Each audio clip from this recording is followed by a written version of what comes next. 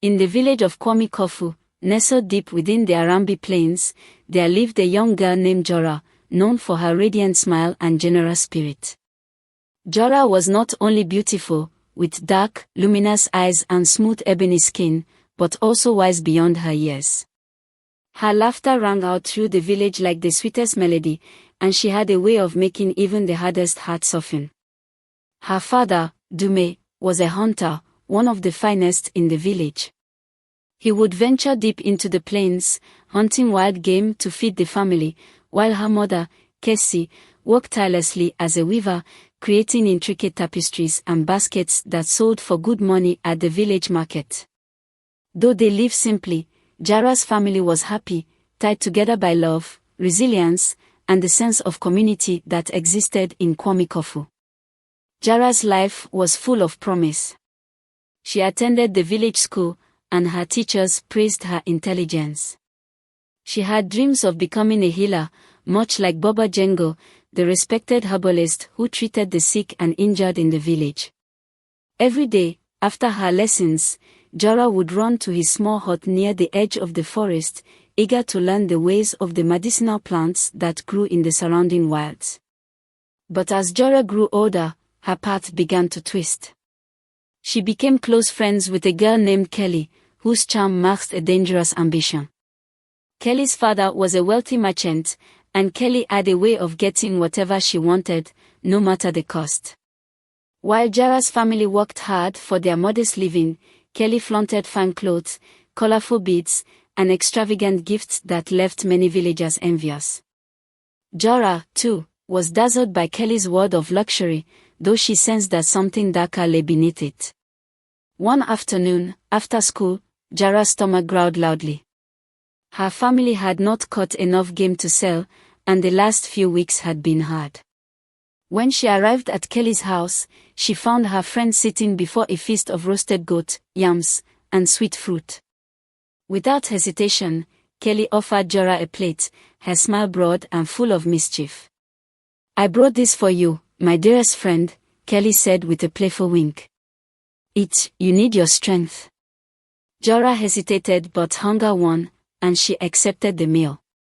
As they ate together, Kelly shared stories of her father's business trips, of far-off lands where gold flowed like water and traders lived like kings. Jara listened, entranced, her mind whirling with new dreams of wealth and adventure. But beneath it all, a quiet voice of caution murmured in her heart. Months passed, and Jara's bond with Kelly deepened. Though she still helped Baba Jengo with his herbs, Jara found herself more frequently distracted by thoughts of wealth. One day, she noticed that Kelly was wearing an intricate necklace of gold and jade. The sight of it made Jara's heart race. She had never seen anything so beautiful, and she wanted to know how Kelly could afford such luxuries. "Kelly," she asked one evening as they sat by the river, "how do you get all of these things? Where do they come from?" Kelly leaned in close, her dark eyes glinting in the fading light. "There is a way, Jara, a way to live like royalty, if you're willing to take a little risk." Jara's curiosity was piqued. "What do you mean?" Kelly smirked. "There are men who will give you anything you want, as long as you give them something in return. It's easy. I've been doing it for months now. They give me gifts, food, money, whatever I ask." Jara felt a knot tighten in her stomach. "And what do you give them in return?" Kelly's smirk widened. "A little time. Sometimes more than that. But it's worth it. You could have everything, Jara. You don't need to live like your parents anymore." The idea swirled in Jara's mind, both tempting and repelling her. She had always imagined a life of healing, of learning and helping others, but now, something else took root, a hunger for more, for something beyond the simple life she had known. Not long after, Jara met Kobe, a tall, ruggedly handsome man who had recently moved to Kwamikofu. Kobe owned vast fields of cocoa trees, and he was admired for his hard work and generosity. One day, after Jara and Kelly had visited the market, Kobe approached them. He was polite and charming, and when he handed Jara a small leather pouch filled with golden beads, her breath caught in her throat. "For you," Kobe said, his voice warm and sincere. "A gift, because your beauty deserves to be celebrated." Jara was stunned. She had never received such a gift before. Kelly nudged her, laughing softly. "See? That's how it's done." Though Jara tried to resist, she found herself drawn to Kobe. They began to spend more time together, walking through the cocoa fields, talking late into the night under the stars. It wasn't long before they became lovers. But just as quickly as their relationship had blossomed, it began to wither. One morning, Jara realized she was pregnant. Her heart sank with fear as she rushed to tell Kobe, hoping he would be there for her. But when she told him the news, his face hardened, and his warm smile disappeared. "I'm not responsible for that," Kobe said coldly, turning his back on her. "You must have made a mistake." Jara was left heartbroken and alone. She had trusted him, and now she was carrying a child with no one to help her. In her desperation, she turned to the one person she thought might understand Mama Esh, the village midwife. Mama Esh was known across the Arambi plains for her skill in delivering babies and her knowledge of ancient remedies. When Jara knocked on her door, she was greeted by the kind but stern face of the older woman. "I'm not ready to have this child," Jara confessed, her voice trembling. "Please, is there any way you can help me?"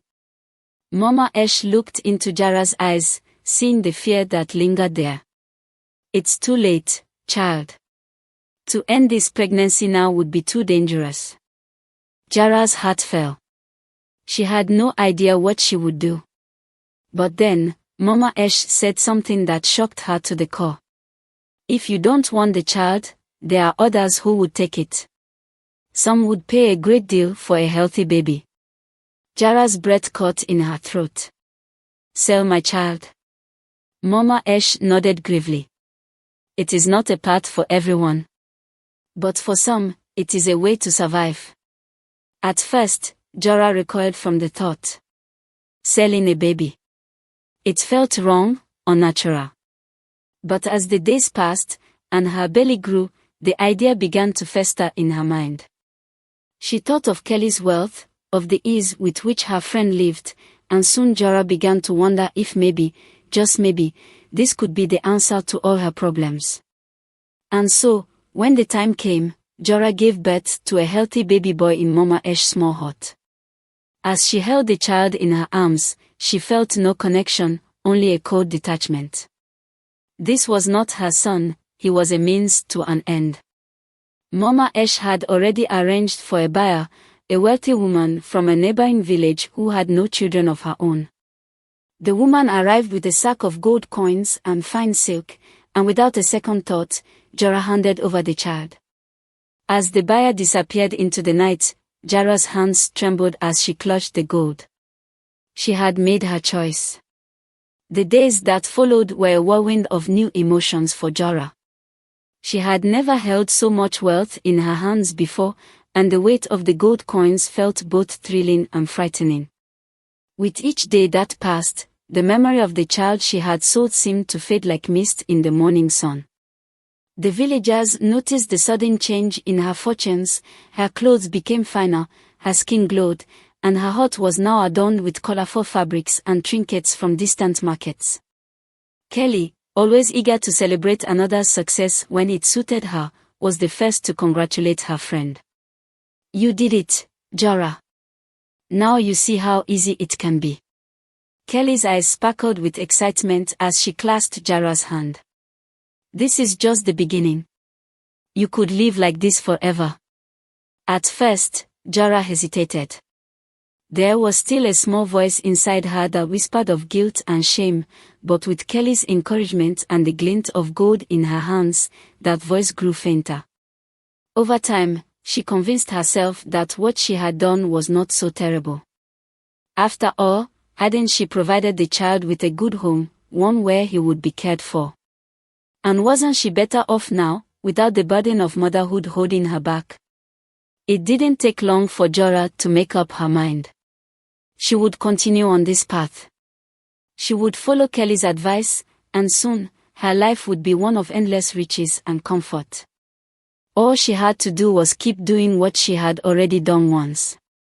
A year passed, and Jara found herself pregnant again, this time with a man named Leo, a trader from a distant town who passed through Kwamikofu often. When Jara told Leo about the pregnancy, his reaction was the same as Kobe's. He denied the child was his and disappeared before she could say anything more. But Jara did not feel abandoned this time. Instead, she felt relieved. She had already made her decision. She went straight to Mama Esh, her heart racing with anticipation rather than dread. "Mama Esh, I'm with child again," Jara said, her eyes gleaming with determination. "I want to do what we did last time." Mama Esh, who had grown weary of Jara's choices, sighed heavily.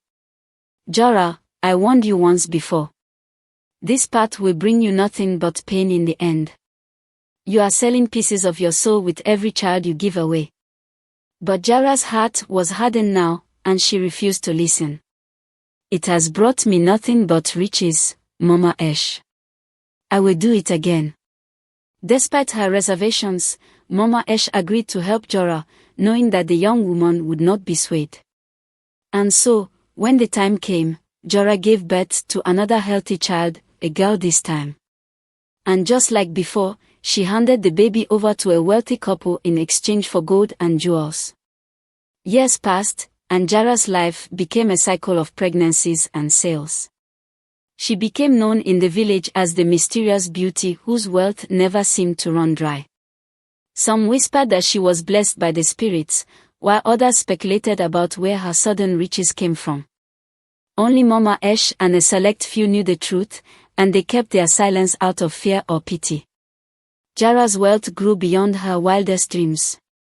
She expanded her hut into a grand house, filled with tapestries from foreign lands and gold ornaments that sparkled in the sun. She no longer visited Baba Jengo, the healer, nor did she spend time with the villagers she once called friends. Instead, she surrounded herself with luxury and the company of those who admired her for her beauty and wealth. But as her wealth increased, so did her loneliness. The men who sought her hand in marriage did so only for her riches, and Jara found no comfort in their company. Kelly, once her closest friend, had drifted away, growing envious of Jara's success.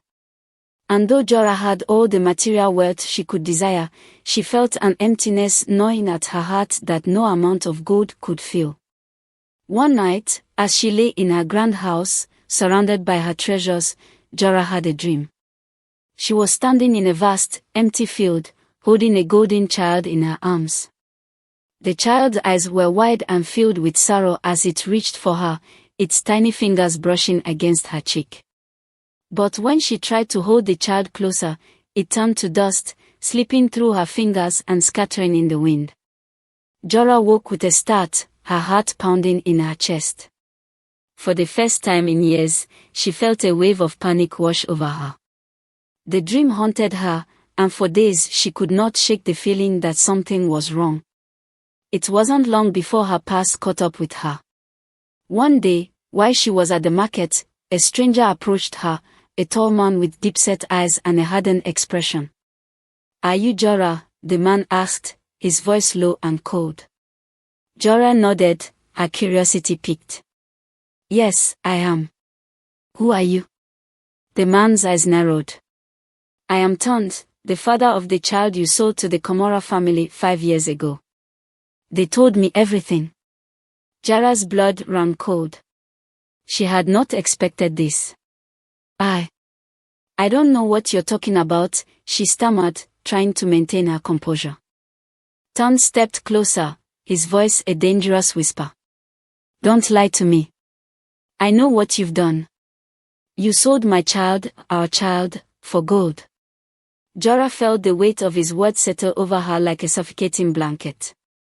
For the first time, she felt the full gravity of what she had done. Tond's eyes were filled with a pain that mirrored the guilt she had buried deep within herself for so long. Before Jara could respond, Ton's voice rose, drawing the attention of the other villagers. "This woman is a thief of children," he shouted. "She has sold her own flesh and blood for gold. She is no better than the vultures who feed on the dead." The villagers, who had once admired Jara's beauty and wealth, now turned on her with a mixture of shock and anger. Whispers spread like wildfire through the market, and soon a crowd had gathered around her. "She sold her children," someone muttered. "How could she do such a thing?" Jara stood frozen, her heart pounding in her chest. She wanted to run, to hide from the accusations, but she knew it was too late. The truth had finally come to light. That night, Jara sat alone in her grand house, the walls closing in around her. The riches that had once brought her so much joy now felt like chains, binding her to a life of guilt and regret.